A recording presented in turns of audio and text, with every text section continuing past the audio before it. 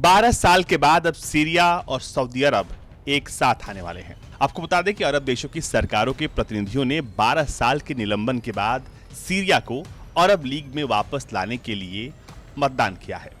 इसके साथ सदस्य देशों ने सीरिया की वापसी को पूर्ण बहुमत से मंजूरी दे दी।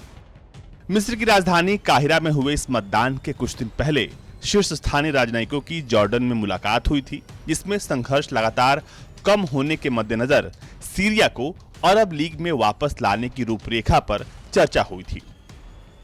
19 मई को सऊदी अरब की मेजबानी में अरब लीग सम्मेलन होने वाला है। संयुक्त राष्ट्र सुरक्षा परिषद के प्रस्ताव 2254 के अनुरूप संकट के राजनीतिक समाधान तक पहुंचने के लिए अरब सरकारों के साथ जारी संवाद के तहत सीरिया की वापसी का निर्णय लिया गया है। इसके लिए अरब लीग ने एक संचार समिति गठित की है ताकि सऊदी अरब और सीरिया के पड़ोसी देशों लेबनान, जॉर्डन और इराक के घटनाक्रमों पर नजर रखी जा सके। सीरिया के साथ रिश्ते सामान्य बनाने को लेकर अरब देशों के बीच सर्वसम्मति नहीं बन पाई है। कई देशों की सरकारों ने इस बैठक में भाग लिया, जिनमें कतर भी शामिल है।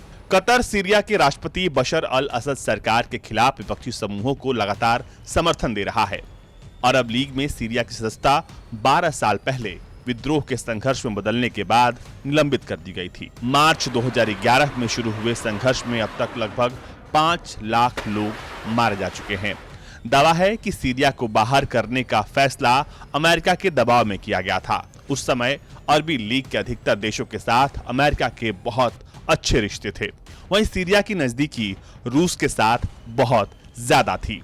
लेकिन अब 12 साल के बाद सीरिया की वापसी लगभग तय है। हाल ही के दिनों में हुती विद्रोहियों की वापसी और अब सऊदी अरब और सीरिया का एक साथ आना बहुत सारी बातों की तरफ इशारा करता है।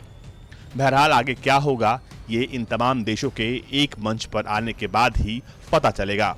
बहरहाल सूडान में स्थिति बेहद खराब है और अरब देश चाहते हैं कि ये जल्द से जल्द संघर्ष जो है वो खत्म हो।